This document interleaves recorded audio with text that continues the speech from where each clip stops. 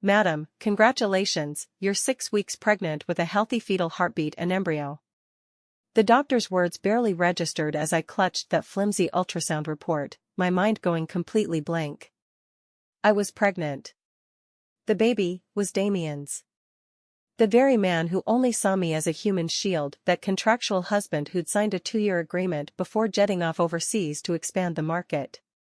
With trembling hands, I photographed the ultrasound report, initially intending to send it to my best friend for advice. With a flick of my finger, the clear image, along with the message I had just typed, "I'm pregnant," flew straight into the chat window that was pinned at the top. Yet had almost never seen a conversation, Damien. On the screen, the message delivered notification pierced my heart like an icy dagger. It was over. The recall button was lit up, but my fingers seemed frozen. No matter how hard I tried, I couldn't press it. The 2-second withdrawal time limit slipped away in the blink of an eye amid my endless panic. I watched helplessly as that pregnancy test result, like an irreversible mistake, became permanently etched into our chat history. Damien and I are in a business-arranged marriage. The Ravenscroft family needed the Wentworth family's support to secure their position, while my father required the Ravenscroft family's financial chain to weather the crisis. A piece of paper, a 2-year marriage, mutual non-interference, acting as a loving couple in public. The agreement stated clearly, during the marriage, neither party shall engage in relations with a third party, nor have children. But that accident 3 months ago. It was Damien's grandfather's 80th birthday banquet, and we were forced to act loving in the same room. He drank too much, and I couldn't push him away. The next morning, he left a check and the words "forget it," then flew abroad, with no news since. Now, this child has become irrefutable proof of my violation of the agreement. I stared fixedly at my phone screen, my heart pounding uncontrollably. What should I do? Should I call immediately and explain that it was a mistake? Or wait for his furious rage, only to be handed divorce papers? Given Damien's personality, he would never allow this accident to exist. Just as I was panicking, my phone screen suddenly lit up. "It's Damien." He actually replied instantly. No questioning, no anger, just a few brief words, "Where are you?" Looking at the cold words on the screen, my heart sank to the bottom. This was the calm before the storm. I could imagine Damien's handsome yet icy face on the other end of the call, now surely covered in frost. He probably thought I was using the child to threaten him, trying to turn a pretense into reality and secure my position as his wife. I took a deep breath, my fingertips cold as I typed my reply, "At the hospital." After sending it, I felt it was inappropriate, so I added, "Sent by mistake. Sorry." The explanation sounded so feeble. Who would accidentally send a prenatal test result, especially to their contractual husband? As expected, there was no further reply from the other side. I slumped onto the bench in the hospital corridor, surrounded by passing crowds and blissful pregnant women, all seemingly mocking my wretchedness in silence. This child came at the worst possible time. I can't keep it. Once Damien finds out, not only me but the entire Wentworth family will face dire consequences due to my breach of contract. At this thought, I clenched the ultrasound report tightly, my nails nearly digging into my palms. I stood up as if making a firm decision and turned toward the obstetrics and gynecology consultation desk. "Doctor, I'd like to inquire about an abortion." My voice trembled as I uttered those words. The nurse glanced up at me, then at the ultrasound report in my hand, her eyes filled with a hint of confusion and pity. "Miss, are you sure? Your baby is perfectly healthy." "I'm sure." I gritted my teeth, forcing back the tears welling up in my eyes. I couldn't risk the future of my entire family just because of a moment's weakness. Just as the nurse was about to register my information, my phone started ringing wildly again. This time, it wasn't a message, it was a call. Damien's name flashed on the screen like a death warrant. After a moment of hesitation, I finally pressed the answer button, my palm slick with cold sweat. "Hello." My voice was as faint as a mosquito's hum. The expected interrogation and fury didn't immediately come through the phone. Instead, there was only the sound of heavy breathing, mixed with the chaotic background noise of airport announcements. "Catherine," Damien's voice was hoarse, carrying a trace of barely restrained urgency. "Tell me, which hospital are you at?" I froze. "Airport announcements? He came back to the country? All because of a mistakenly sent prenatal test result?" Before I could respond, his almost roaring voice came through the phone. "Address. Send it to me now." His tone was filled with an undeniable command, along with a hint of a panic I'd never heard before. My heart skipped a beat, and an absurd thought uncontrollably surfaced. Could it be that he's this anxious because? No, impossible. I shook my head, dispelling the impractical fantasy. He must be rushing back to deal with this problem. Hanging up the phone, I mechanically sent the hospital's location over. Then, looking at the nurse at the reception desk, I spoke with difficulty. "Doctor, Don't rush to make a decision," the nurse interrupted me, pointing behind me. "Your husband is here. You two should discuss it further." I turned around abruptly. At the hospital entrance, a tall and upright figure was striding toward me against the light. He was wearing a well-tailored black trench coat. The weariness from the long flight did nothing to diminish his handsomeness. Instead, it added a touch of cold intensity to his sharply defined features. "It's Damien. He actually came back." The surrounding air seemed to freeze under his overwhelming presence. He walked through the crowd straight to me, his deep dark eyes locking onto me with an intensity one couldn't decipher. There was anger, scrutiny, and a hint of something indescribable. "Catherine," he spoke, his voice low and hoarse, carrying a barely noticeable tremor, "what are you trying to do?" His gaze fell on the crumpled ultrasound report in my tightly clenched hand and the abortion services pamphlet on the consultation counter. Damien's bottomless eyes, sharp like knives, pierced straight into my heart. His gaze sent shivers down my spine, and I instinctively hid the ultrasound slip behind me. My mouth opened, but my throat was so dry I couldn't form a single coherent word. "An explanation? Say I was just here to consult and didn't really intend to have an abortion?" In this situation, any explanation would only make things worse. He took step after step toward me, the overwhelming pressure making it hard for me to breathe. "You want to get rid of my child?" His voice was as cold as ice, each word slamming into my heart. "My child?" I stared at him in shock. The agreement was crystal clear, there were to be no children between us. In his definition, shouldn't this child be nothing more than a problem that needed to be eliminated? "Damien, calm down," I tried to keep my voice steady, "this was an accident. I never intended to use the child to pressure you. I'll take care of it, and it won't affect you." "Take care of it?" Damien seemed to have heard the biggest joke of his life. He suddenly reached out and snatched the ultrasound report from my hand. That thin sheet of paper looked so fragile between his well-defined fingers. He lowered his head, gazing at the blurry black and white image, at the tiny gestational sac, and his expression instantly became indescribably complex. The air around us seemed to freeze. I watched him nervously, awaiting his verdict. Would he tear it up in anger and drag me to the operating room? Or would he coldly write a check and tell me to handle it myself? But to my surprise, he just stared at it silently for a long time. So long that I thought time had stood still. Then, he raised his head, his gaze returning to my face. In those deep eyes, turbulent waves I couldn't understand were churning. "Catherine," he spoke slowly, his voice gravelly, "listen carefully. This child must be born." "What?" I thought I must have misheard. Stunned, I stared at him, my mind in complete chaos. What did you say?"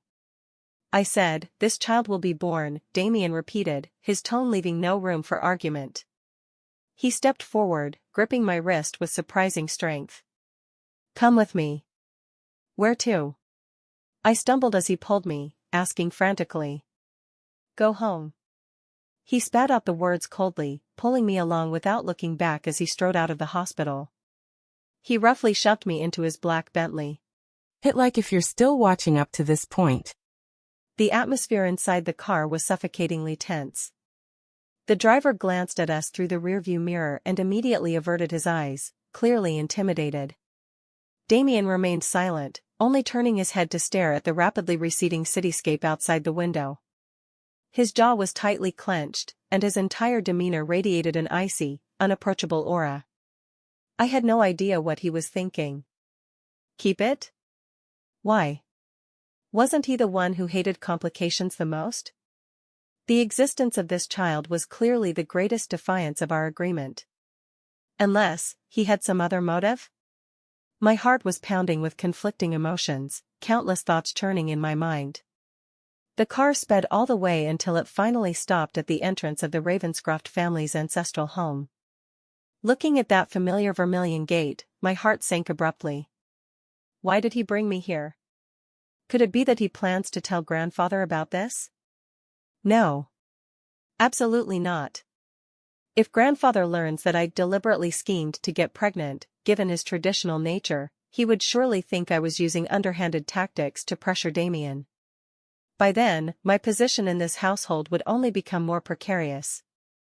Damien, you can't. Before I could finish my sentence, he had already opened the car door, pulled me out, and marched straight toward the gate. Damien! Are you insane? I struggled, trying to break free from his grasp. You can't tell Grandpa about this. He halted mid-step, turning back to glare at me coldly. Why not? We had an agreement. This child was an accident. I blurted out in desperation. An accident? He sneered, his gaze sharp as a blade. Catherine, starting today, forget that damned agreement. His words exploded in my mind like a bomb. Forget the agreement? What does he mean by that? Forget the agreement, spoken from Damien's lips, carried an undeniable domineering tone. I was completely stunned. For the past 2 years, that agreement had been like an invisible shackle, firmly binding us. It was the foundation of our relationship and the insurmountable chasm between us. Now, he's saying to forget it?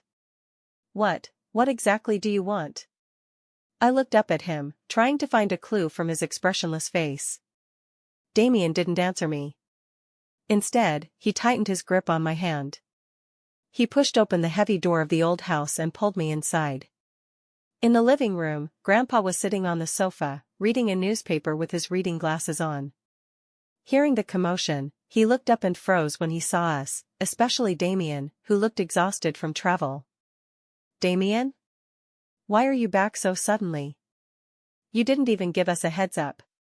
Damien's gaze swept across the living room, and then, he pulled me along, walking straight up to Grandpa. Under the stunned gazes of both me and Grandpa, he did something that shocked me beyond words. He pulled me down, and together, we knelt before Grandpa. With a dull yet distinct thud, the sound of knees hitting the floor echoed through the room. The pain made me gasp, and I was completely dumbfounded. Damien! Catherine! What are you doing? Grandpa was so startled that he dropped the newspaper in his hands and immediately stood up to help us. Grandpa, Damien's voice carried a hint of solemnity and, pleading for the first time? Catherine is pregnant. With that one sentence, the entire living room fell into dead silence. I could feel Grandpa's gaze, like a spotlight, landing on my flat abdomen, shock, confusion, then overwhelming joy. Pregnant? Grandpa's voice trembled with excitement. Really? How many months along? 6 weeks, Damien said curtly. My face was burning so hot I could fry an egg on it. I kept my head down, wishing I could just disappear into the ground. That lunatic Damien. What the hell is he up to? He just spilled everything like that, without giving me any time to react or prepare. Good, excellent. Grandpa exclaimed 3 praises in a row, pacing excitedly in place. Our family finally has an heir. Damien, for once you've actually done something right. After the initial elation, Grandpa seemed to recall something, his gaze settling on me with a hint of scrutiny and inquiry. Catherine, Grandpa spoke slowly, how did this happen? Wasn't Damien abroad all this time? Here it comes, it had to happen eventually. My palms grew sweaty with nervousness, unsure of how to respond. Tell the truth? Admit to the accident 3 months ago? That would only make Grandpa think I was scheming, even plotting against my own husband. Just as I was at a loss, Damien, who had been silent all along, suddenly spoke up. Grandpa, it's my fault. His voice was low and firm, filled with responsibility. I was the jerk who neglected Catherine before. 3 months ago, I returned to the country for a business trip and, that's how this child with Catherine happened. After that, I was afraid you'd urge me, and I didn't want to delay work, so I kept it from you. Today, when Catherine went to the hospital for a checkup, I found out about it, so I rushed back immediately. He lied without flinching, taking all the blame upon himself. He spoke so naturally and plausibly, as if that was indeed the truth.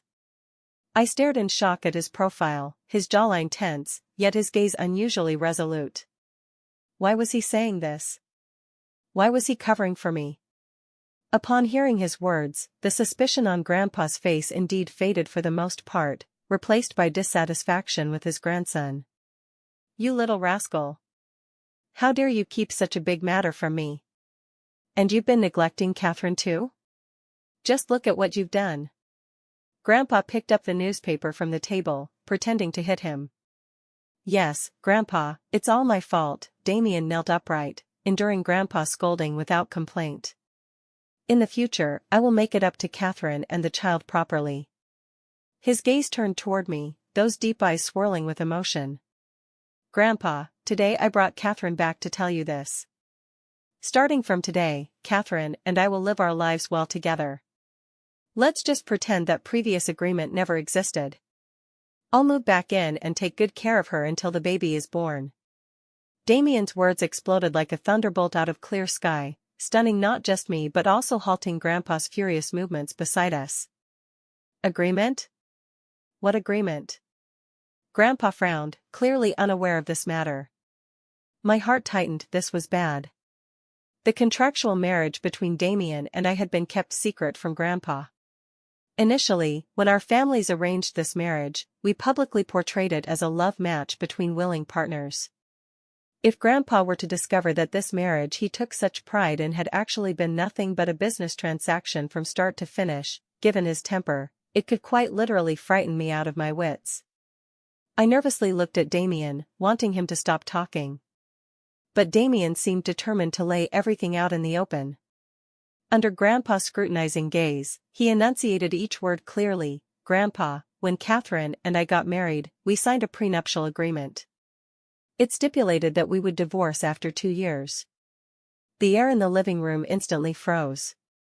The joy on Grandpa's face vanished, replaced by fury and disbelief. His hand trembled as he pointed at Damien. You wretched boy. How dare you do such a thing? What do you take marriage for? A joke? Grandpa, please don't be angry. I quickly spoke up, trying to explain. Don't you say a word. Grandpa sharply interrupted me, his piercing gaze fixed on Damien. Damien, you must explain this to me today. What exactly is going on here? Damien remained kneeling straight, his expression unreadable, as if he had long anticipated Grandpa's reaction. Grandpa, back then I was immature and failed Catherine, and I also deceived you, he said steadily, his voice devoid of emotion.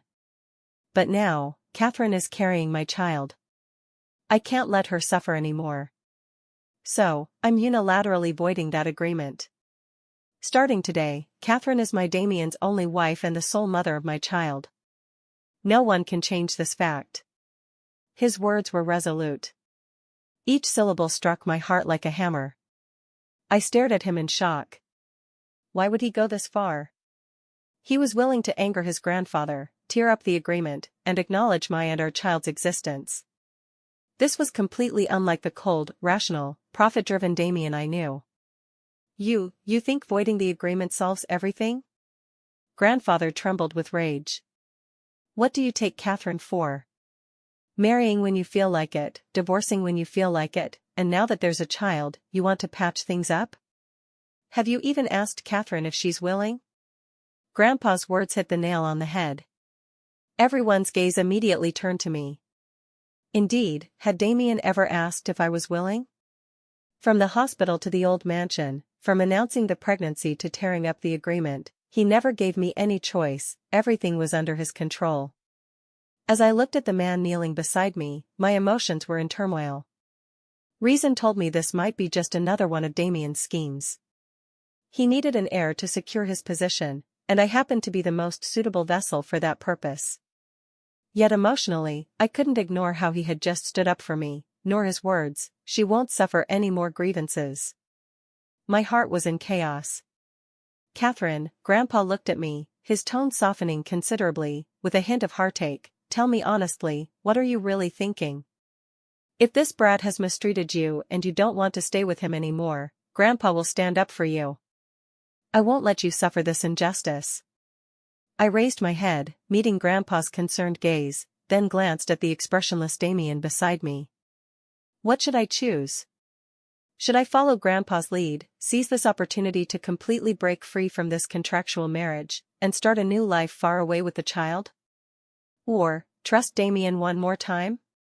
Just as I was hesitating, Damien suddenly turned his head and gave me a deep, lingering look.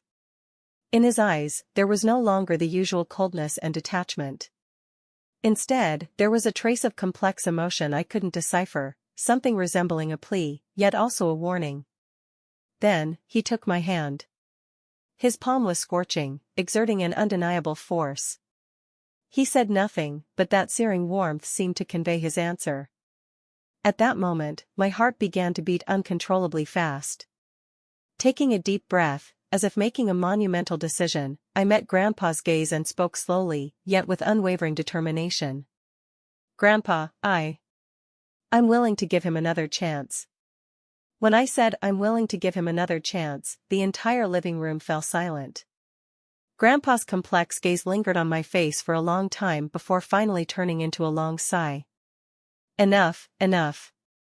Children and grandchildren will have their own blessings." Grandpa waved his hand, looking somewhat weary. "Since you've said so, I won't say more. Damien, you remember what you promised today. If I ever hear you've mistreated Catherine again, I'll break your legs." "Yes, Grandpa," Damien responded solemnly, squeezing my hand a little tighter. A family storm was thus dramatically quelled. Grandfather was probably both overjoyed and furious. Amidst the emotional roller coaster, he was helped back to his room by the butler to rest. The spacious living room was now left with only Damien and me. The atmosphere became awkward in an instant. I was still kneeling on the cold floor, feeling a dull ache in my knees. Damien stood up, looked down at me from above, and extended his hand. "Get up," he said, his voice regaining its usual frosty tone. I didn't reach for his hand, instead pushing myself up from the ground. Having knelt for too long, my legs went weak and I nearly stumbled. He swiftly caught me by the waist. The familiar masculine scent instantly enveloped me, making my body stiffen and my heart skip a beat. "Thanks." I broke free from his embrace and subtly stepped back, maintaining my distance. "Damien," I looked up, meeting his gaze directly, "what exactly did you mean today? I need an explanation. A reasonable one." Why did he suddenly change his mind, not only deciding to keep the child but also tearing up the agreement? "Isn't it obvious?" he said coolly, looking at me. "I want this child, and I want you as my wife." "Why?" I pressed. "Just because I'm pregnant? Damien, aren't you the one who hates being manipulated and tied down the most? This child should be nothing but trouble for you." Before, yes, he admitted without hesitation. And now? He fell silent. His deep eyes were like an ancient well, utterly calm, leaving me completely unable to fathom what he was thinking. "There's no reason why." After a long pause, he finally spoke slowly. "All you need to know is that from now on, focus on taking care of yourself and the baby. The rest is not your concern." That tone of command again. As if I were just some tool to carry out his orders. A surge of inexplicable anger welled up inside me. "Damien, what do you take me for? A breeding machine?" I sneered. If you want a child, there are plenty of women out there willing to give you one. Why does it have to be me? Because this child is mine, he said, staring at me with emphasis on each word, and it can only be yours. His gaze was intense and domineering, carrying an unshakable authority. My heart trembled inexplicably. You. I felt uneasy under his stare and looked away. Don't think that just because you put on a show in front of Grandpa today, I'll believe you. Damien, I know exactly what our relationship is. Is that so? He suddenly stepped forward, pressing me against the wall, his arms caging me firmly on either side. An overwhelming sense of oppression washed over me. Then tell me, what exactly is our relationship? He leaned down, his warm breath brushing against my ear, sending shivers down my spine. We're contractual spouses. I bit my lip and forced out the words with difficulty. The contract is null and void. His deep voice carried a hint of temptation. Catherine, we're legally married now.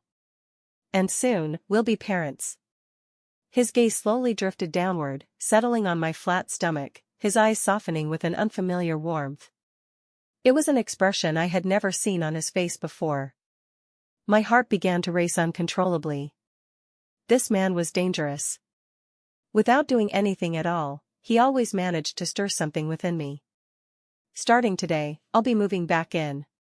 He straightened up, his demeanor cooling once more, as if the intimate pinning against the wall moments ago had just been my imagination. I'll have Margaret, the housekeeper, prepare some prenatal supplements for you. As for your work, I'll arrange for your leave. He methodically arranged everything, leaving me no room for rebuttal. I don't need it. I retorted immediately. I'll handle my own work, and I know my body well enough. There's no need for such exaggeration. This isn't up for discussion. He gave me a cold glance. It's a notice. With that, he turned and strode upstairs, leaving me with nothing but his rigid back. I trembled with anger. This domineering, authoritarian man. How dare he make decisions for me? My life, why should he have any say in it? I watched his figure disappear around the corner of the staircase, a profound sense of helplessness swelling in my chest. In this game with Damien, it seems I've been losing from the very start. Damien's efficiency was astonishing. While I was still sulking downstairs, the housekeeper Margaret had already brought over a bowl of dark, murky tonic. Madam, this calming soup was specially prepared for you by the young master. He instructed the kitchen to make it. Please drink it while it's still warm. Margaret smiled warmly. Looking at that bowl of soup exuding a strong medicinal smell, I felt a wave of nausea. I don't want to drink it, please take it away, I said with a frown as I pushed it aside. This won't do, Margaret said with a troubled expression. The young master has given strict orders that I must watch you drink it. Now that you're carrying this child, you mustn't be willful. It's the young master's orders again. Damien is like an invisible remote control, manipulating every aspect of my life even when he's not physically present. I took a deep breath, suppressing the irritation in my heart, and finally relented. I didn't want to make things difficult for Margaret. Pinching my nose, I forced down that bowl of bitter herbal medicine, and my stomach immediately churned violently. I rushed into the bathroom and threw up until the world spun around me. When I staggered out, pale-faced and leaning against the wall, I saw Damien standing right at the door. He had changed into casual home clothes, shedding some of his usual sharp business demeanor and looking more relaxed. He held a glass of warm water and offered it to me. Rinse your mouth. I didn't take it, just glared at him coldly. Happy now? Is this what you wanted? I sneered, forcing me to drink that stuff and then watching me vomit my guts out. He furrowed his brows slightly, as if surprised by the intensity of my reaction. I didn't realize your pregnancy symptoms would be this severe. His voice carried a hint of something barely noticeable, apology, perhaps? Now you do. I tried to walk past him to return to my room, but he grabbed my wrist. Catherine, he sighed, his tone softening. I didn't mean to pressure you. I just don't know how to care for a pregnant woman. I froze. This was the first time I'd ever heard Damien utter words that bordered on vulnerability. He was so accustomed to being high and mighty, when had he ever humbled himself like this? For some reason, the anger in my heart began to dissipate. "Don't have the kitchen prepare those things anymore," I said awkwardly. "I know what I should eat myself." "Okay." He agreed without hesitation, which surprised me. I'd expected him to insist further. "One more thing," I added, looking at him. "I won't take a long leave from the company. At most, I'll reduce my workload, but I still need to oversee important projects. My career is the only source of fulfillment and accomplishment in this loveless marriage of mine. I can't give it up." He looked at me in silence for a few seconds, as if weighing his thoughts. "All right," he conceded once more. "But your assistant must keep me updated on your condition at all times." "Deal." I didn't expect him to be so agreeable, and I breathed a sigh of relief. Perhaps Damien wasn't as cold-hearted as I thought. Maybe he was just like me, a complete novice overwhelmed by impending fatherhood. The moment this thought occurred to me, I startled myself. How could I entertain such unrealistic fantasies about him? "The guest room upstairs has already been converted into a nursery," he suddenly spoke, interrupting my train of thought. "What?" I exclaimed in shock. "Starting today, you'll move into the master bedroom," he declared in a tone that brooked no argument. "I don't want to." I refused almost instantly. "I'm used to sleeping alone." Sharing a bed with Damien? Just thinking about that scenario made me feel uneasy all over. Especially, after that one out-of-control night we'd had. "Catherine, you're pregnant now. If there's any emergency in the middle of the night, I wouldn't feel comfortable with you alone in the guest room." His reasoning sounded perfectly justified. "I can call Margaret. Margaret is getting old, we can't have her staying up all night watching over you." He blocked all my escape routes. In short, this matter is non-negotiable. With that, he ignored me and headed straight for the study. Watching his resolute back, I was so furious I wanted to stomp my feet. That man. Give him an inch, and he takes a mile. I never should have softened toward him earlier. That evening, after dawdling through my bedtime routine, I returned to the master bedroom. On the vast king-sized bed, Damien had already claimed half the territory. He wore a dark gray silk robe, leaning against the headboard to review documents, with a pair of gold-rimmed glasses perched on the bridge of his nose. The outline of his profile appeared exceptionally handsome under the soft lighting. Hearing the sound of me entering, he looked up, removed his glasses, and patted the spot beside him. "Come here." His tone was so natural, as if we had been a loving couple for many years. I stood frozen in place, unable to move a single step. "What? Do I have to invite you?" He raised an eyebrow. I gritted my teeth and reluctantly moved to the edge of the bed, lying down as far from him as possible, my body stiff as a rock. He seemed to sense my tension and let out a soft chuckle. "Don't worry, I won't touch you until after you've given birth." His words instantly made my face burn. What did he mean by not touching me until after I gave birth? Does that mean once the baby is born, Hill?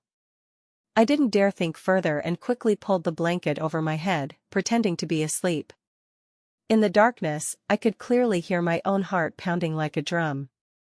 I don't know how much time had passed when the mattress beside me dipped slightly. He lay down. I immediately held my breath. A faint scent of cedar mixed with tobacco lingered at the tip of my nose. It was Damien's scent. Strangely enough, even though I should have hated him, smelling this fragrance miraculously relaxed my tense nerves. Just as I was drifting into sleep, a pair of warm hands suddenly wrapped around my waist from behind. My body stiffened, and I was instantly wide awake. "Damien!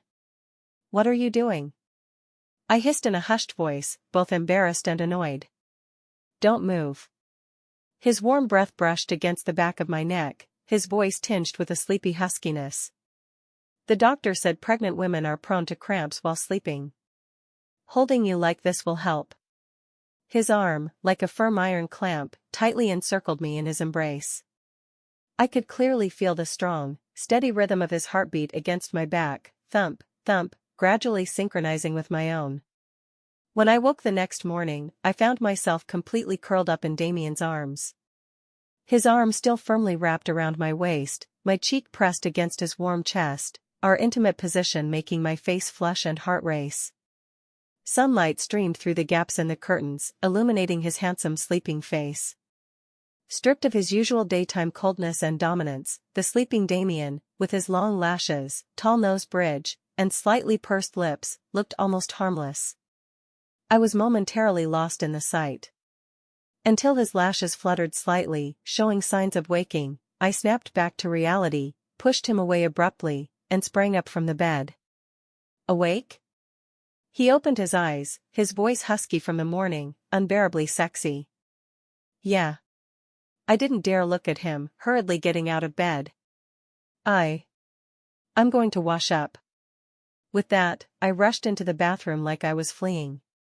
Staring at my flushed cheeks in the mirror, I patted them reproachfully. Catherine, snap out of it.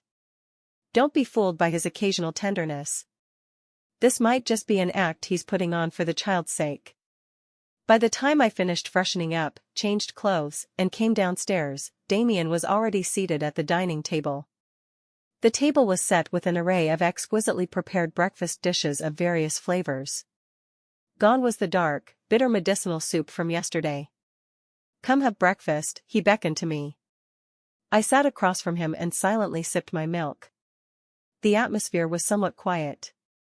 I've asked Kevin to come over this afternoon, he suddenly spoke up. Kevin? I looked up, puzzled. What's he coming for? Kevin is the chief legal counsel of the Ravenscroft Group and the very person who drafted our prenuptial agreement back then. Have him come and handle our previous agreement, Damien said calmly. Additionally, I'll transfer 10% of the Ravenscroft Group's shares to you and the child. What? The spoon in my hand clattered into the bowl with a sharp clang. 10% of the Ravenscroft Group's shares? What does that even mean? The Ravenscroft Group is a top-tier commercial empire in the country, with 10% of its shares worth tens of billions. I don't want it. The words escaped my lips almost instantly. Why not? He frowned. This is what you and the child deserve. I don't need this kind of guarantee for my life. I looked at him and spoke deliberately. Damien, I may not come from a wealthy family, but I'm not so desperate as to trade myself and my child for riches and glory. I expected him to be angry, to think I didn't know what was good for me. But he just looked at me quietly, a hint of inexplicable approval flashing in his eyes. I'm not trying to buy you off, he said slowly. I just want to give you and the child a sense of security. Catherine, I know you're independent and strong-willed. But from the moment you decided to keep this baby, you're no longer just yourself. You're a mother. I want my child, from the very first breath, to have the very best of everything. I want his mother to live free from the struggle of making ends meet, to enjoy life without worry. His words were like a stone cast into the still waters of my heart, creating ripples that spread outward. I admit, I was swayed, not by the billions in shares he offered, but by those three simple words, you're a mother. Yes, I'm about to become a mother. I can no longer afford to be as reckless as before. I have to start thinking for my child. I can accept the shares, I pondered for a moment before looking up, but not now. After the child is safely born, I'll consider it as your gift for the baby.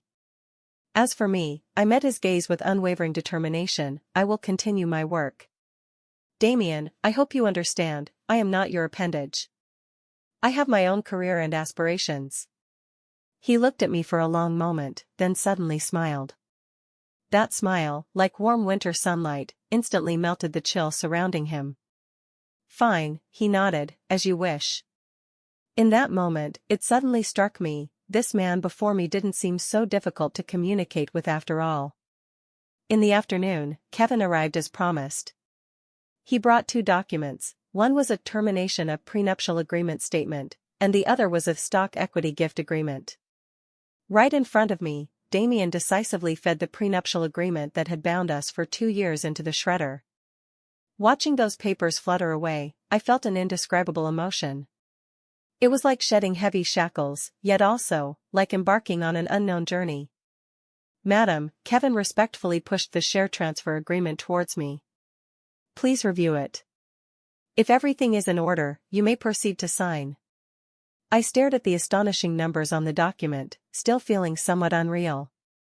Damien, are you really sure about this? I confirmed one last time. Sign. He offered no extra words, simply handing me the pen. I took a deep breath and was about to sign. Wait a minute. A sharp female voice suddenly came from the doorway. I turned toward the sound and saw a woman dressed in a Chanel suit, with immaculate makeup, striding in energetically in high heels. It was Damien's sister, Serena.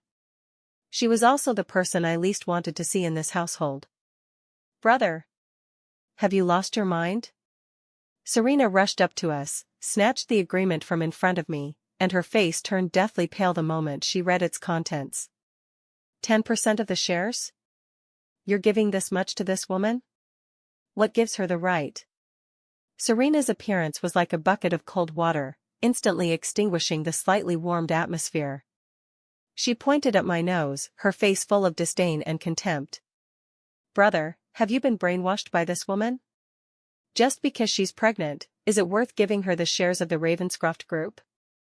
Does our family lack heirs? If you want children, there are plenty of women out there, why must you favor her? Her words were sharp and biting, cutting to the heart. I clenched my fists, my expression gradually turning cold. Serena, please show some respect. Respect? You deserve it? Serena let out a scornful laugh. A woman who climbs her way up by getting pregnant, what right does she have to demand my respect?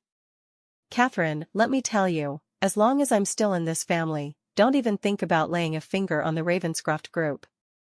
That's enough. Damien, who had been silent until now, suddenly snapped with a sharp voice. His face was terrifyingly dark, and the chilling aura radiating from him made the entire living room feel several degrees colder. Serena shivered in fear but stubbornly stiffened her neck in defiance. Brother! Am I wrong? Have you forgotten what we agreed on before? This woman is just a shield, meant to be thrown out after 2 years. Now, for the sake of that lump of flesh in her belly, you're going to hand over our family's business? What will Mom and Dad think? What will the uncles on the board think? My decisions are not yours to question. Damien stood up, his towering figure exuding an overwhelming presence. And one more thing, drop those petty schemes. Catherine is my wife now, your future sister-in-law. If you dare disrespect her again, don't blame me for disregarding our sibling bond. His words were laced with warning. Serena's face turned pale then flushed, clearly not expecting Damien to humiliate her like this, all for my sake. Brother! You! Her voice trembled with anger, eyes welling up with tears. Kevin, show our guest out. Damien issued the order to leave. Yes, boss. Kevin made a pleased gesture to Serena. Serena glared at me fiercely, her eyes filled with such venom that it seemed as if she wanted to devour me whole. Catherine, just you wait, she snarled, before stomping away angrily in her high heels. The living room fell silent once again. I looked at the crumpled stock agreement that Serena had left behind, feeling a wave of frustration. I'm sorry, Damien said as he approached me, his voice tinged with apology. Serena has been spoiled since childhood. Please don't take it to heart. I shook my head and remained silent. How could I not take it to heart? Serena's words were like poisonous thorns, piercing straight into my heart. Relying on my pregnancy to climb the social ladder. Yes, in everyone's eyes, I must be such a despicable existence. Even I couldn't argue against it. I can't sign this agreement, I pushed the document back toward him. Why? Damien frowned. Because of what Serena said? Not entirely. I lifted my head to meet his gaze. Damien, I don't want to become the target of everyone's criticism. If Serena dares to treat me this way today, she'll keep making things difficult for me in the future. I don't want my child to be burdened from birth with the reputation of having a gold-digging mother. I said I'd handle it. How will you handle it? By silencing everyone? I smiled bitterly. Damien, you're being too naive. These 10% of shares aren't security for me, they're a hot potato. Holding on to them will only make it impossible for me and my child to ever stand tall. My stance was firm. Damien looked at me in silence, his expression complicated. After a long pause, he finally spoke slowly, "All right, I respect your decision." He casually tossed that invaluable agreement onto the coffee table as if it weren't assets worth billions, but a mere scrap of paper. But, he pivoted sharply, his gaze burning into me, "That doesn't mean I'll give up. Catherine, I'll use my own methods to ensure you and our child rightfully possess everything." His words carried an unshakable certainty. I didn't know what he intended to do, yet as I looked into those profound eyes, my heart inexplicably settled into calm. Over the following days, Damien indeed did as he said. He moved back to the ancestral home and began playing the role of a good husband. He no longer went out early and came back late like before. Instead, he minimized social engagements as much as possible and came home on time every day to have dinner with me. He remembered all my dietary restrictions and personally supervised the kitchen's menu. When I occasionally had leg cramps at night, he would immediately sit up and clumsily yet patiently massage them for me. He even accompanied me on walks and listened to me talk about trivial matters from work. I noticed all his changes. I had to admit, my heart was gradually melting.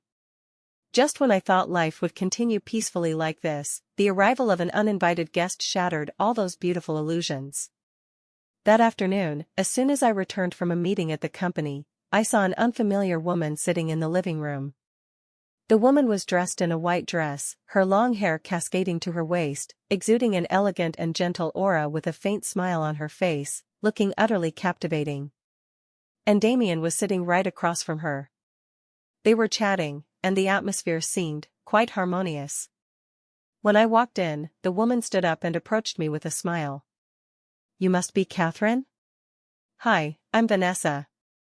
Vanessa. That name struck like a thunderbolt beside my ear. At that moment, the blood in my entire body seemed to freeze solid. Vanessa, Damien's first love. The woman he cherished deeply, loved for many years, but was ultimately forced to part with due to family opposition. The very woman he chose to enter a contractual marriage with me to forget. Why is she here?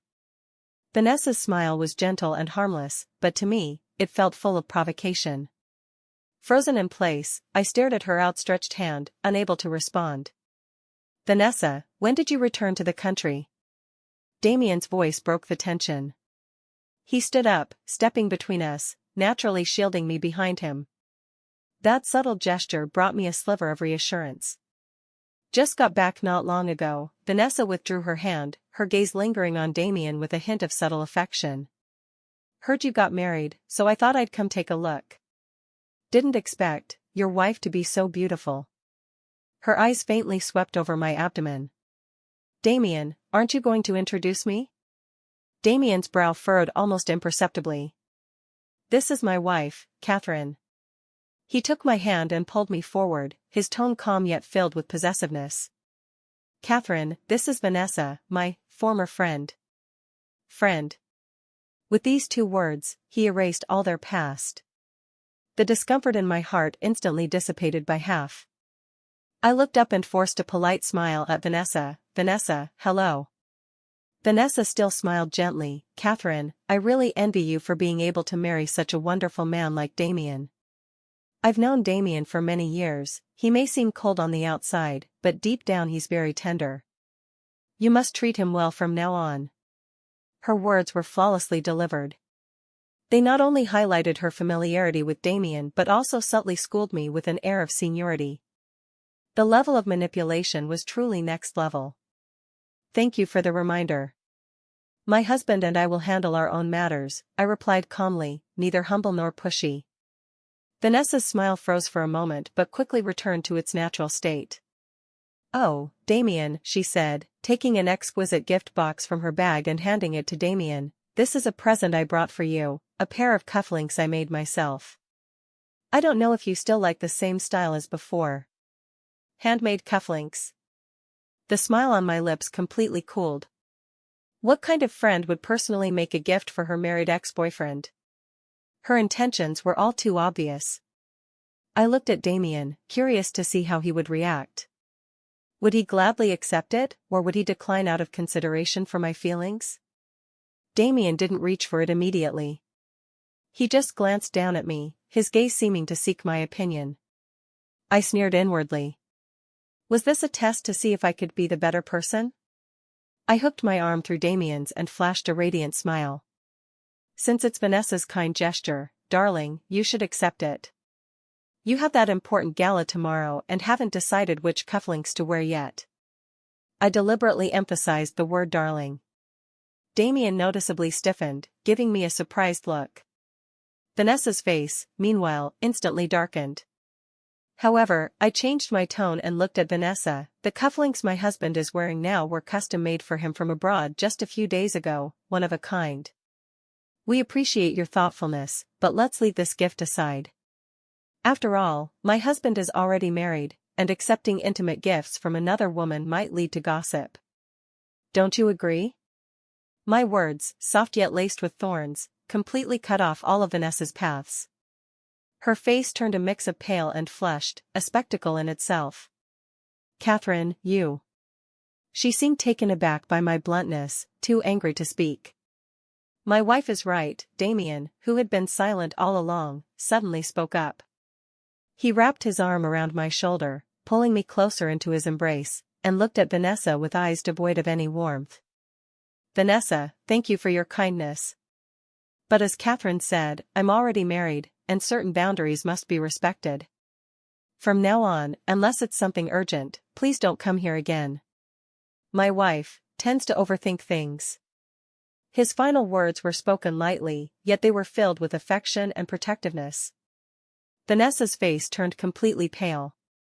She probably never imagined in her wildest dreams that Damien, who once doted on her and loved her unconditionally, would say such heartless words to her for the sake of another woman. She glanced at Damien in utter devastation, then at me, and in the end, said nothing. Grabbing her bag, she fled in embarrassment. A silent battle, and I emerged victorious. The living room returned to silence. Damien released me, looking down at me with a trace of curiosity and amusement in his eyes. My wife, I didn't expect you to be such a good actress. Likewise, I broke free from his embrace and said coldly, your acting isn't bad either, a friend from the past? That was quite the understatement. I admit it, I was jealous. Even though I knew there was no love between Damien and me, seeing his first love show up at our door still made me uncontrollably angry and envious. It's all in the past between us, he explained, his tone tinged with resignation. I asked her to come today only to make a clean break with her in front of you. Break it off? I sneered. Your idea of breaking it off is giving her the chance to assert her dominance here while also making me sick. I didn't expect her to bring a gift. Is that so? Then you didn't expect that the way she looked at you still carried lingering feelings, did you? I pressed on relentlessly. He was left speechless by my question. Catherine, he sighed, reaching out to pull me, can you be a little more reasonable? How am I not being reasonable? I shook off his hand, my eyes slightly reddening. Damien, do you think just because I'm carrying your child, I have to tolerate your past and your first love constantly coming to provoke me? Let me tell you, I can't do it. That's not what I meant, he said, sounding anxious. You just think I'm being unreasonable, don't you? I interrupted him, as feelings of hurt and anger surged within me. Fine, since you think I'm being unreasonable, then let's stop arguing. I turned around and immediately wanted to go upstairs. Where are you going? He grabbed my arm. Go back to your room and calm down, I said, shaking off his hand and walking away without looking back. Catherine, he called out behind me, the baby in your belly belongs to both of us. Can't you stop being so willful every time and think about how the baby feels? It's always about the child. Always using the child against me. I suddenly stopped in my tracks, turned to look at him, and said word by word, "Damien, listen carefully. This child is mine alone. It has nothing to do with you." The moment I said, "This child is mine alone," I regretted it. It was just a spur-of-the-moment outburst. But words spoken are like water spilled, impossible to take back. Damien's face darkened instantly, as if ink could drip from it. He stared at me with an intensity that felt like an ice-cold blade, sending chills down my spine. "Say it again," he said, his voice devoid of any warmth. I was frightened by him, my lips trembling, but stubbornly refusing to back down. I said, "Fine, very good." Before I could finish, he interrupted me with a cold laugh. "Catherine, you're really something." He gave me a deep look, his eyes filled with disappointment and hurt. Then he turned around, grabbed the car keys from the sofa, and walked out, slamming the door without a glance back. The loud bang made my heart tremble. In the living room, I was left alone. Weakly, I slumped onto the sofa, tears falling uncontrollably. I messed up. I didn't mean for it to be like this. I was just too scared. Afraid that Vanessa's appearance would shatter this fleeting peace. Afraid that Damien's kindness toward me would be as fleeting as a morning glory. Afraid that in the end, he would still choose his first love, leaving me and our child abandoned. The more I thought about it, the more wronged and scared I felt, until I finally broke down in uncontrollable sobs. Hearing the commotion, Margaret rushed out from the kitchen and was startled to see me in this state. "Young madam, what happened? Did you quarrel with the young master?" I shook my head, crying too hard to speak. "Oh dear, please don't cry anymore. You're still pregnant, what if you harm yourself from all this crying?" Margaret anxiously handed me tissues. What couple doesn't argue? A quarrel between husband and wife ends when they go to bed. The young master just has a bit of a temper, but he still cares for you in his heart. Cares for me? I let out a bitter laugh. The one he truly cares for is his first love, Vanessa, and the family heir, never me, Catherine. That night, Damien didn't come home. I lay in the empty bed, tossing and turning, unable to sleep.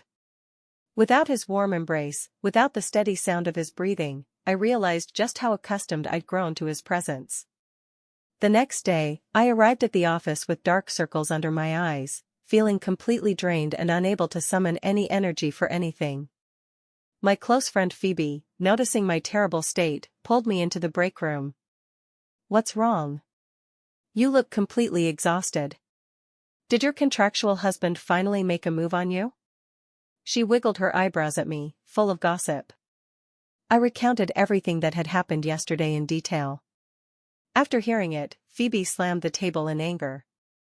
"Wow. First love, white moonlight. What kind of cliched drama is this? That Vanessa, right? She's the ultimate green tea bitch. Damien is such a scumbag. Clearly married, yet still entangled with his ex-girlfriend. And he dares to lose his temper with you? Who does he think he is?" Listening to my best friend venting her anger for me, I felt a little better. "Phoebe, tell me, did I do something wrong? I shouldn't have said such harsh words to provoke him." "You did nothing wrong," Phoebe said decisively. "In situations like this, you can't be lenient. The more you back down, the more that scheming woman will push her luck. You need to make her understand who the real wife is. As for Damien, it's good to leave him hanging for a few days, let him reflect on his actions." "But, he didn't come back all night." I was a little worried. "What's there to be afraid of? A grown man, it's not like he'll get lost." Phoebe rolled her eyes at me.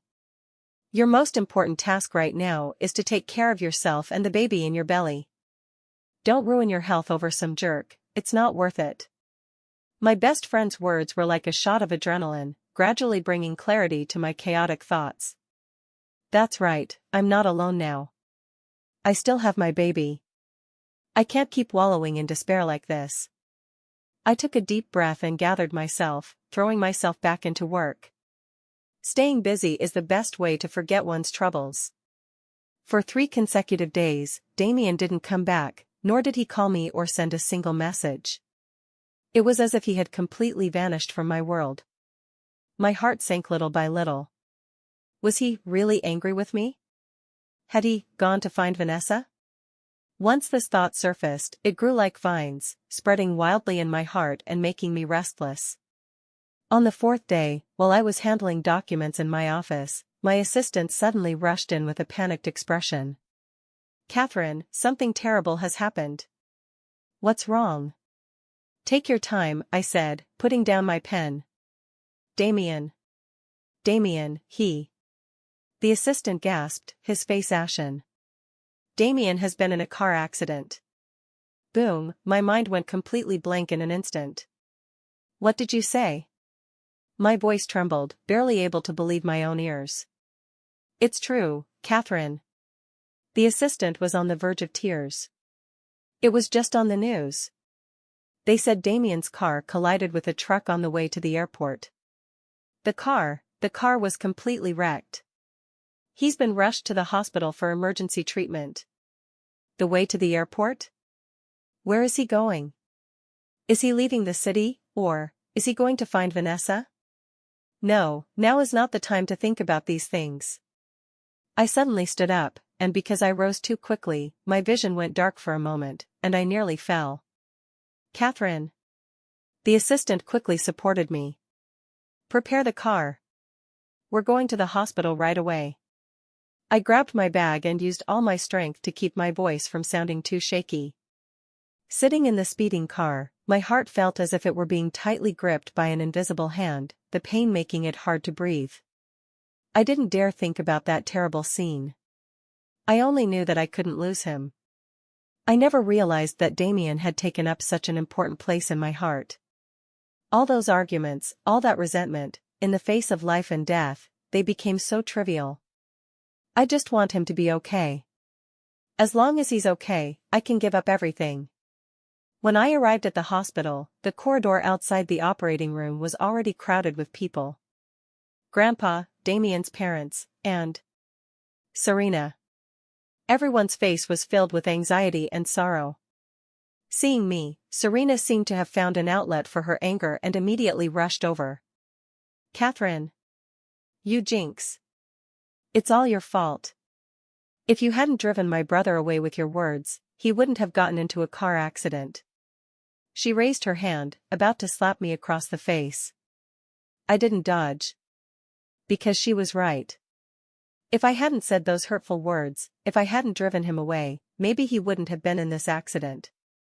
It was my fault. However, the expected slap never landed. An elderly hand stopped Serena.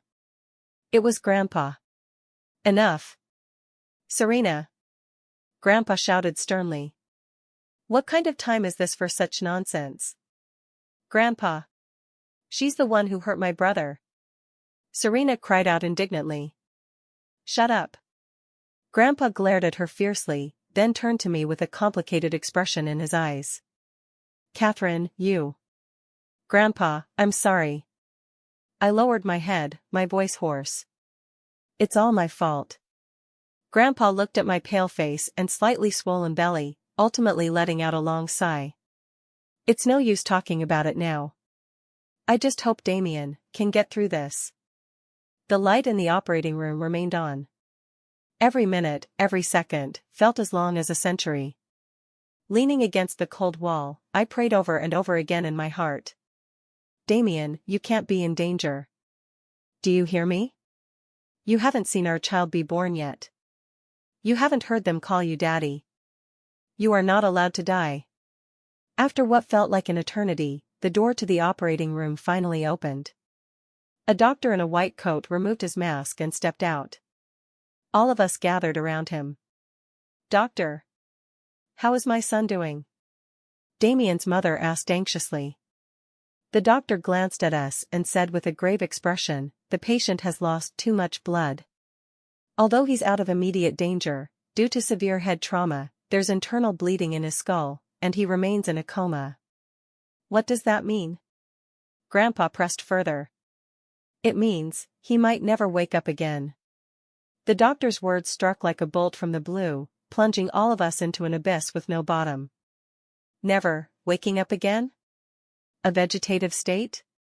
I felt the world spin wildly and darkness sweep across my vision before completely losing consciousness. When I came to again, I found myself lying in a hospital bed. The faint scent of disinfectant lingered in the air. Margaret was sitting by the bed, her eyes reddening the moment she saw me wake. "Young madam, you're finally awake. You scared me to death." "Damien, how is he?" I struggled to sit up, my voice hoarse and strained. "The young master, he's still in the intensive care unit." Margaret caught me as tears fell from her eyes. "The doctor said his condition isn't good." My heart was wrenched tight once again. "I have to see him." I threw off the covers and tried to get out of bed. "Young madam, you mustn't go." Margaret stopped me. "You just fainted. The doctor said you've agitated your pregnancy and need bed rest. If something happens to you now, what will we do?" "I'm fine." I pushed her hand away, my gaze resolute. "I have to go see him." I couldn't leave him lying there alone. I needed to be with him. Despite Margaret's attempts to stop me, I insisted on going to the intensive care unit. Through the thick glass window, I saw Damien lying on the hospital bed. His head was wrapped in thick bandages, an oxygen mask covered his face, and tubes of all kinds were connected to his body, linked to machines beside him that emitted steady beeping sounds. The once confident and domineering man now lay there like a fragile porcelain doll, motionless and lifeless. My tears instantly burst forth. "Damien." I pressed my face against the cold glass, calling his name over and over again. "Wake up. Look at me. I'm sorry. It's all my fault. I shouldn't have said those things to upset you. Hurry up and wake up to scold me. As long as you wake up, I'll do anything you want." But no matter how much I cried and called out to him, he showed no response. That straight line displaying his heartbeat was as steady as can be, so steady it filled me with despair. From that day on, I practically lived at the hospital. During the day, I would keep watch outside the ICU, talking to him through the glass. I told him about the funny things that happened at work, about how many times our baby kicked me that day, about the life we would have together. At night, I slept in the adjoining ward. Seeing how insistent I was, Grandpa and the others stopped trying to persuade me otherwise. Grandpa, likely worried about my health, specially hired the best nutritionist and caregiver to look after me. Serena stopped bothering me, though every time she saw me, her eyes were filled with complexity. Days passed, and my belly grew bigger, yet Damien showed no signs of waking up. The doctor spoke with me several times, subtly hinting that I should prepare myself. He said the chances of the patient regaining consciousness were slim. Each time, I firmly told him, "He will wake up." I don't know where this conviction comes from, but I just firmly believe that Damien wouldn't abandon me and the child. That day, Vanessa suddenly came to the hospital. She had lost a lot of weight, and the radiance on her face from before was gone, leaving her looking weary and desolate. She stood outside the intensive care unit for a long time before approaching me. "Catherine, can we talk?" I looked at her and nodded. We walked to the garden downstairs in the hospital. "I never thought things would turn out like this." Vanessa spoke, her voice tinged with bitterness. "The day he had the accident, he was on his way to the airport to find me." My heart twisted sharply. Just as I suspected. We had agreed to leave this place together, to start a new life abroad. She looked at me, her gaze carrying a hint of cruel satisfaction. "Catherine, do you know? He never loved you. He told me he only married you to please his family. The one he truly loved was always me. He said once he settled matters here, he would divorce you and come to me. If not for the accident, I should be the one by his side right now." Her words pierced my heart like sharp knives.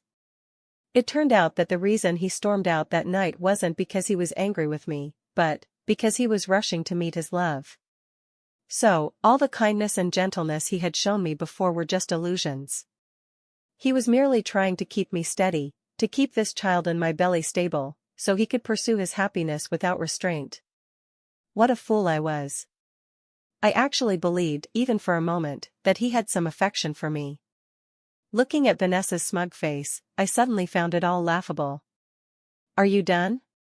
I asked calmly, my voice devoid of any emotion. Vanessa froze for a moment, seemingly surprised by my reaction. "If you're done speaking, please leave now," I said to her, enunciating each word clearly. "Vanessa, no matter who Damien loves, right now, he is my husband. Legally, I am his only wife. And you? You're nothing to him. You." Vanessa turned pale with rage. "One more thing," I placed a hand on my abdomen, curling my lips into a cold smile. "Even if he never wakes up, I'll still give birth to his child and stay by his side for the rest of my life. As long as I refuse to step aside, no one can take my place as Mrs. Damien." "Catherine, are you out of your mind?" "I am out of my mind," I said coldly, staring at her. "So, please don't appear in front of me again. Otherwise, I can't predict what I might do." With that, I turned and walked away, ignoring her. My back remained straight. I couldn't lose, especially not to her. Even though my heart felt shattered and full of holes. After driving Vanessa away, all my strength and pretense crumbled instantly. Leaning against the wall, I slid slowly to the floor, burying my face in my knees and weeping silently. It turns out, everything was just my wishful thinking. "Damien, you're truly heartless. While showering me with tenderness, making me fall deeper for you, you were simultaneously plotting how to abandon me and run away with your first love.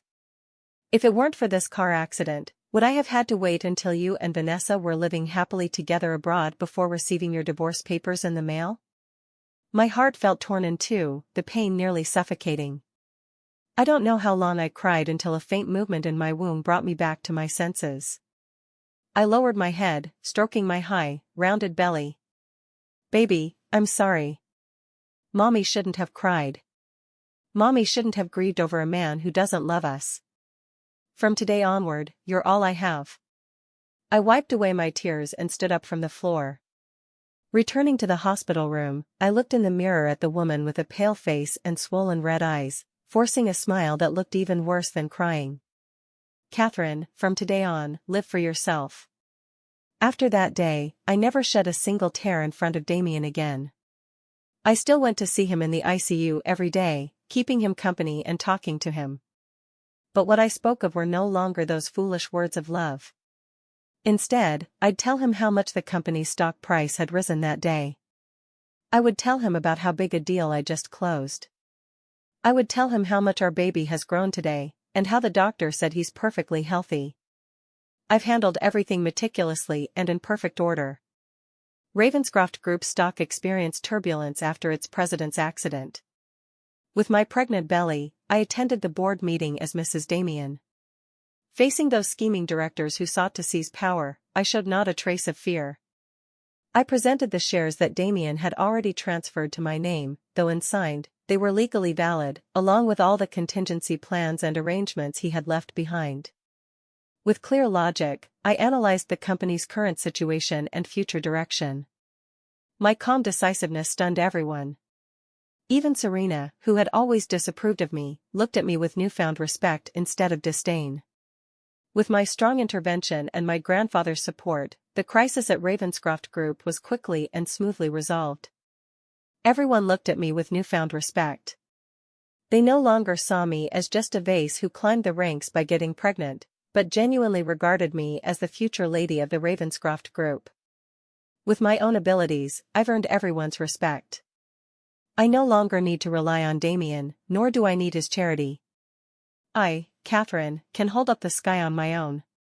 Time passed quickly, and in the blink of an eye, my due date arrived. That day, as usual, I sat by Damien's hospital bed, reading him financial news. Suddenly, a sharp pain surged through my abdomen. I knew, it was time. I was wheeled into the delivery room. The contractions came faster and more intensely, the pain so severe I nearly blacked out. Sweat drenched my hair, and my vision blurred in and out of darkness. At the edge of consciousness, I thought I saw Damien again. He stood before me, reaching out his hand with that gentle smile. Catherine, you've got this. I didn't know if it was an illusion or if he had truly come. But in that moment, I found a renewed strength. Ah! With a final cry and the piercing wail of a newborn, my world at last fell quiet. I gave birth. It's a boy, and he's very healthy. The nurse brought the baby to me, and as I looked at his tiny wrinkled face, tears streamed down my cheeks. This time, they were tears of joy. Baby, welcome to this world. From now on, it's just you and me, mother and child, depending on each other. After being discharged from the hospital, I returned to the old house with my child in my arms. Grandfather named the child Noah, wishing him a life of peace and happiness. Noah's arrival brought long-lost laughter and joy to the lifeless household. Everyone revolved around him. Watching it all, I felt an emptiness in my heart. If Damien were here too, how wonderful that would be. On Noah's 1-month-old celebration day, our family held a small banquet. Relatives and friends all came, making it very lively. Holding Noah in my arms, I accepted everyone's blessings with a composed smile on my face. Halfway through the banquet, the housekeeper Margaret suddenly rushed to my side with a panicked expression and whispered something in my ear. "Young madam, the hospital just called, saying the young master he." My heart suddenly leapt into my throat. What did he say? The young master, he's showing signs of response. Margaret's words struck like lightning, instantly cleaving through my muddled world. Showing signs of response? Damien, is he waking up? My hands holding Noah trembled uncontrollably. Is the information reliable? I pressed, my voice turning hoarse from excitement. Absolutely true. It was the attending physician who called personally. Margaret was also moved to tears. He said the young master's fingers just moved a moment ago. I could no longer care about the full moon banquet. Handing Noah over to Margaret, I grabbed my car keys and rushed out. Catherine! Where are you going? I heard my grandfather's anxious shout from behind. I'm going to the hospital. Damien, he's showing signs. Without looking back, I dashed out the front door, jumped into the car, and sped all the way to the hospital. My heart was pounding uncontrollably. Excitement, anticipation, and a hint of indescribable dread. He's about to wake up. That man whom I both love and hate is about to wake up. How should I face him when he regains consciousness? Should I demand why he ran away with Vanessa? Or should I simply be grateful that he didn't abandon me and our child after all? No, now is not the time to think about these things. As long as he wakes up, nothing else matters. I rushed to the door of Damien's hospital room. Doctors and nurses were bustling inside, the beeping sounds of various machines filling the air. Through the glass window on the door, I saw Damien lying on the bed, his eyelashes seemed to be fluttering faintly. My heart leaped into my throat. The doctor saw me and stepped out of the ward. Catherine, you're here. Doctor, how is he? I asked anxiously. The patient's vital signs have suddenly become extremely active, with all indicators improving. Just now, his fingers really moved. This is a very good sign, indicating that his cerebral cortex is regaining activity. There's a high probability he will wake up in the near future. The doctor's words finally allowed my anxious heart to rest. Tears welled up uncontrollably. It's too good. He's finally coming back. Catherine, you can go in and talk to him. Stimulating him more will help him regain consciousness. I nodded, dried my tears, and pushed the door open to enter. I walked to his hospital bed, leaned over, and gently took his hand in mine. His hand was no longer as cold as before, there was now a slight warmth to it. Damien, I pressed his hand against my cheek, my voice trembling, can you hear me? The doctor says you'll wake up soon. You big sleepyhead, do you have any idea how long you've been out? If you don't wake up soon, our son will be calling for Dad already. Do you know how much I've missed you? As I spoke, my voice broke with tears. Just then, I felt the hand I was holding seemed to move ever so slightly. It wasn't my imagination. He really moved. Overwhelmed with joy, I looked up and saw his eyelashes fluttering more noticeably. Then, under my gaze, those eyes that had been shut for almost a year slowly, ever so slowly, began to open. At that moment, the entire world fell silent. All I could hear was the thunderous beating of my own heart. He was awake. He was truly awake. His deep, dark eyes slowly turned toward me after adjusting to the light, carrying a hint of confusion and something unfamiliar in their gaze. "You," he began, his voice hoarse as if scraped by sandpaper. "Who are you?" "Who am I?" I froze. My mind went blank. "He doesn't recognize me? Damien, don't you know me anymore?" I'm Catherine," I said frantically. He looked at me, his brow furrowed, the unfamiliarity in his eyes utterly unchanged. "Catherine?" He murmured the name repeatedly, as if trying hard to recall something. But in the end, he still shook his head. "I don't know you." Boom, my world completely collapsed at that moment. He had forgotten me. Forgotten everything about me. This was even more painful than if he had died. "Doctor! Doctor!" I screamed hysterically. Doctors and nurses rushed in immediately. After a series of examinations, the doctor called me into his office. "Catherine, please try to calm down first," the doctor said with a grave expression. "The patient's condition is somewhat complicated." "Why doesn't he recognize me? Has he lost his memory?" "Based on the current examination results, the patient's brain suffered severe trauma, damaging parts of the memory region. In other words, he might have selectively forgotten certain things." Selective amnesia? My heart sank to the depths. Then, who does he still remember? We asked him some questions earlier.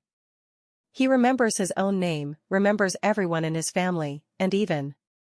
The doctor paused before speaking with difficulty. He even remembers a woman named Vanessa.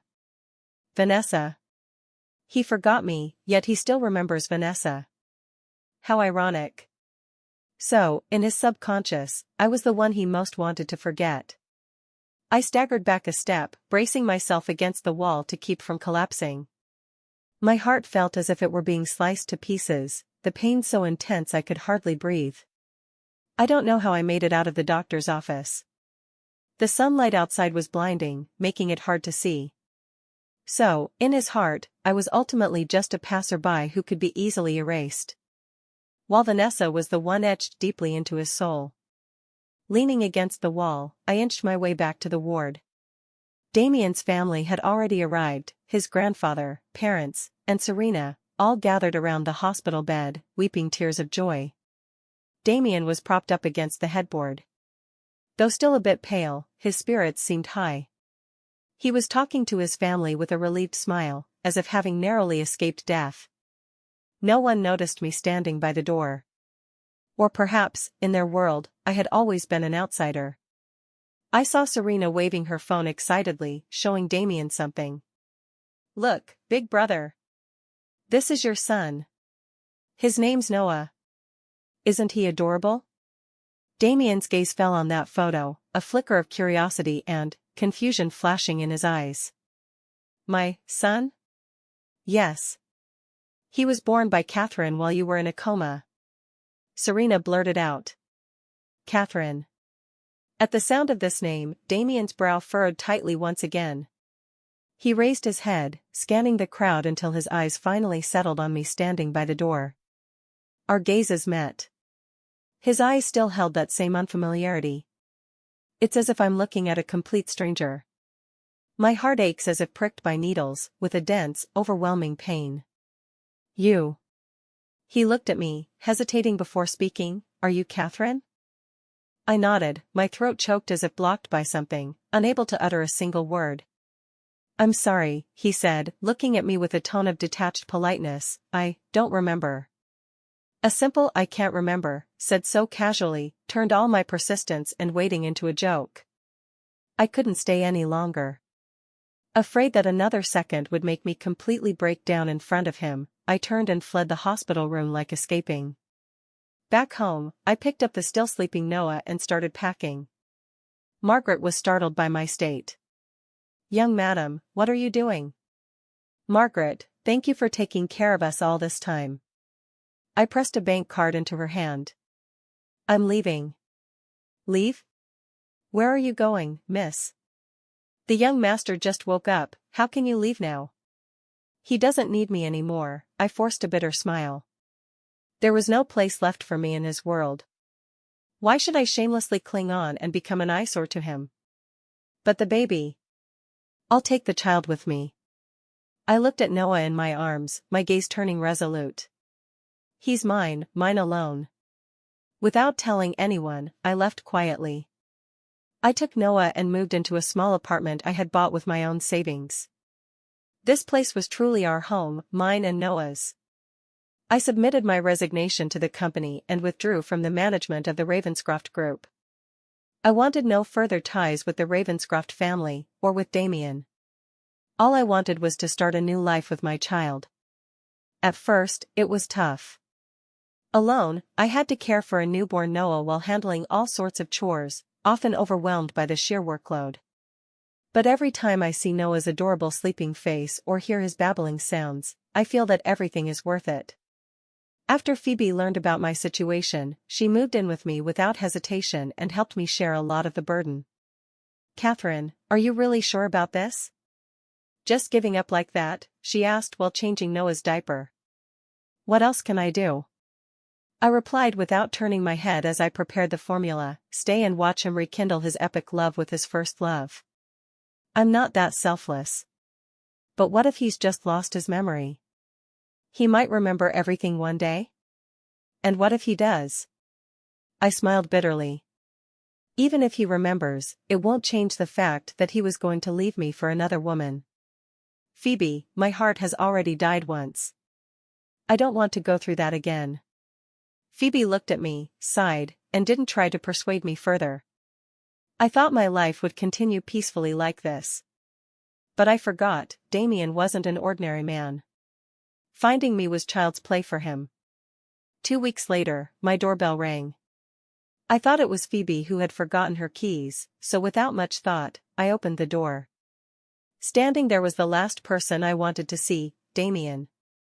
He wore a crisp suit, his hair meticulously combed, once again exuding that superior air of an elite. Yet his expression was colder and more somber than before. Behind him stood several bodyguards clad in black suits. "Catherine," he said, looking at me with cold eyes, "give me back my son." "Your son?" I let out a hollow laugh, staring at him coldly. "Sir, have you forgotten? You said you don't know me. How could he possibly be your son when you don't even recognize his mother?" My words dripped with sarcasm. Damien's expression darkened instantly. "Catherine, I don't have time for your word games," he snapped, his patience wearing thin as his gaze turned sharp. "I came today to take Noah. He is our family's bloodline and must return with me. Over my dead body." I blocked the doorway, refusing to budge. "Noah is my son. He has nothing to do with you or the Ravenscroft family. If you want to take him, you'll have to kill me first." My attitude completely infuriated him. "Catherine, don't refuse a toast only to drink a forfeit." He took a step forward, his overwhelming presence pressing down on me. "Believe me, I have plenty of ways to make sure you never see him again." "You wouldn't dare." I met his gaze without flinching. I knew he had the power. If he wanted, he could easily take everything from me, including Noah. But I couldn't back down. Noah was my only non-negotiable line. Just as we were at a stalemate, a gentle female voice came from behind him. "Damien, don't be like this, you'll scare the child." It was Vanessa. Dressed in a white gown, she held Damien's arm and looked at me with concern, as if I were some unreasonable lunatic. The sight of her shattered all my composure in an instant. "Vanessa, you're not welcome here. Get out." "Catherine, I know you're upset." Vanessa didn't leave, instead, she stepped forward, wearing an understanding expression. "But Damien just lost his memory, he didn't mean to." The child is innocent, and you shouldn't deny him the right to a father's love. Besides, raising a child alone must be so hard for you. Returning to the Ravenscroft family means Noah will have the best nannies and doctors, which is what's truly best for his growth. Her words sounded so noble and righteous.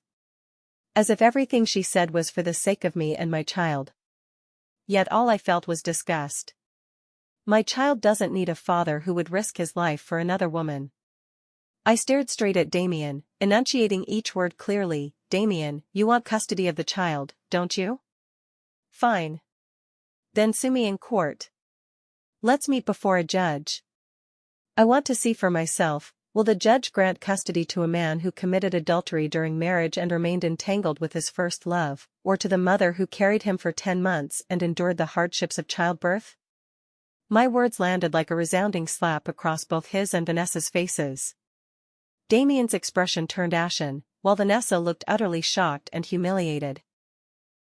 What nonsense are you spouting? Vanessa shouted in panic. There's nothing between Damien and me.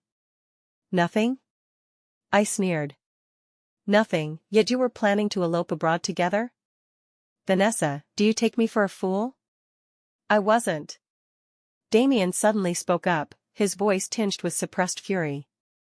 I wasn't going to the airport that day for her. Then who were you going to see? I pressed.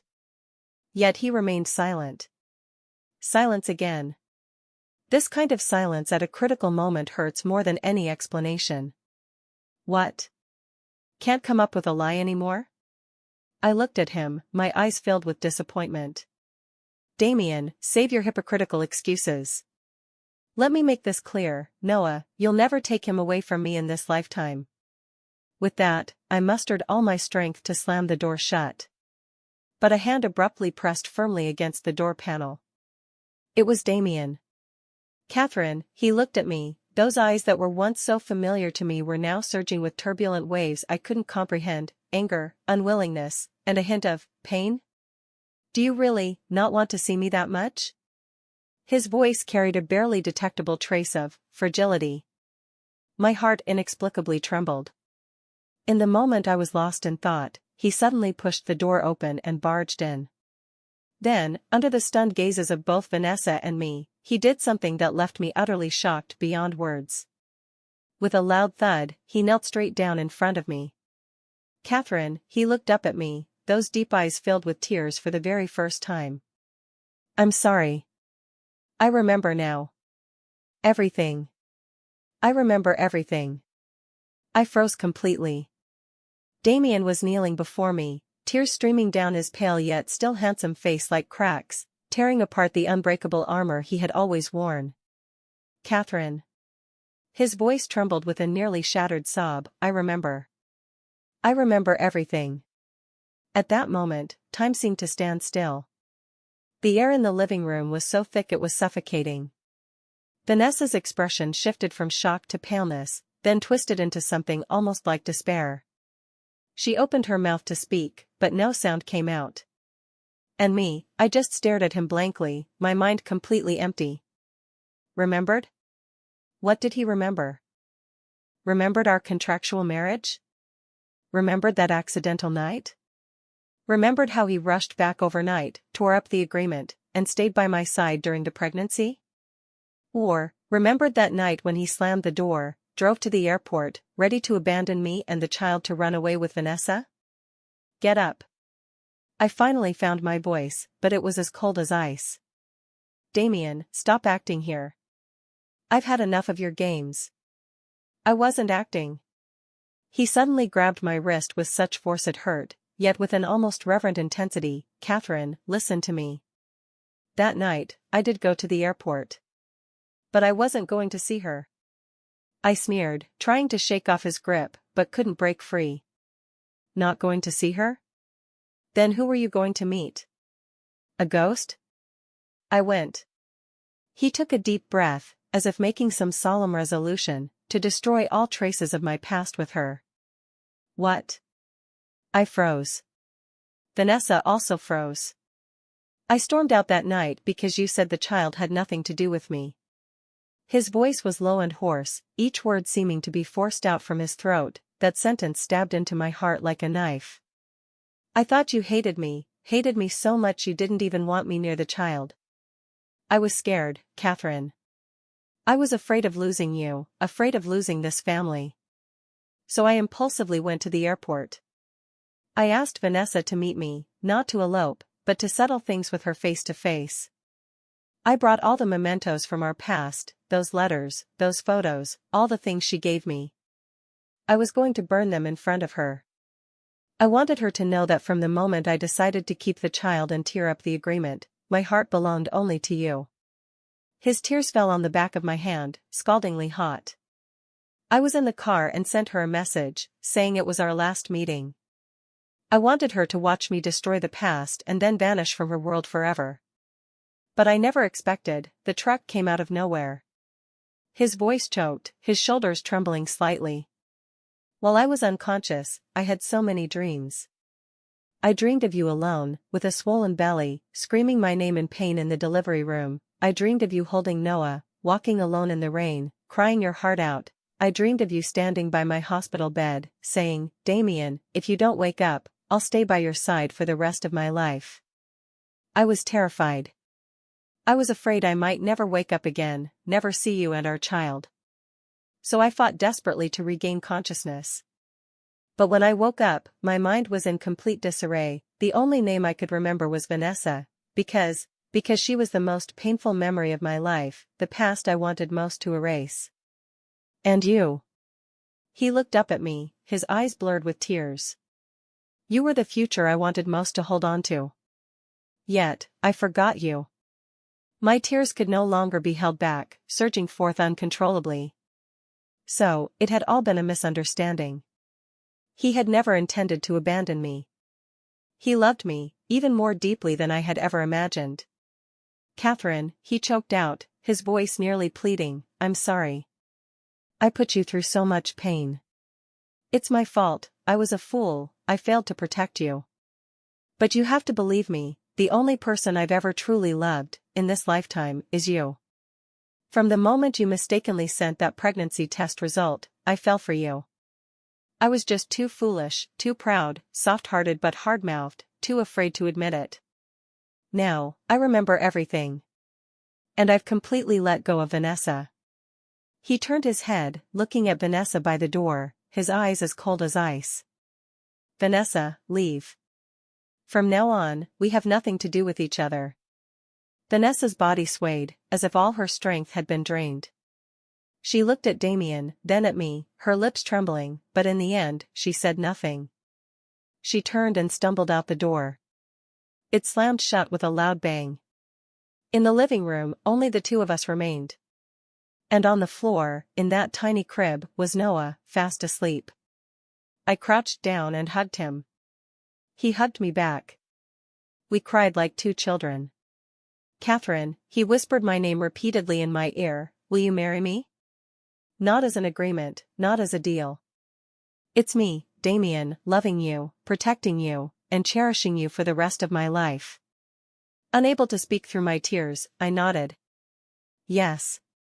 A year later, the Ravenscroft family mansion was decorated with lanterns and streamers. I wore a pristine white wedding dress, holding my father's arm as we slowly walked toward him at the end of the aisle. Damien was dressed in a sharp black tuxedo, a bright red rose pinned to his chest, his gaze so tender it could drown a person in warmth. Noah, dressed in a little suit, sat in his stroller, being pushed by Margaret, babbling and waving his tiny hands. I do, I said, looking at him with glistening tears in my eyes. I do. He took my hand, his voice choked with emotion. Amidst the blessings of everyone present, his lips met mine. This kiss carried the salt of tears, the tenderness long overdue, and the promise of a lifetime. From that moment on, the contract between Catherine and Damien was nullified, and they became one. Our family of 3 lived happily ever after.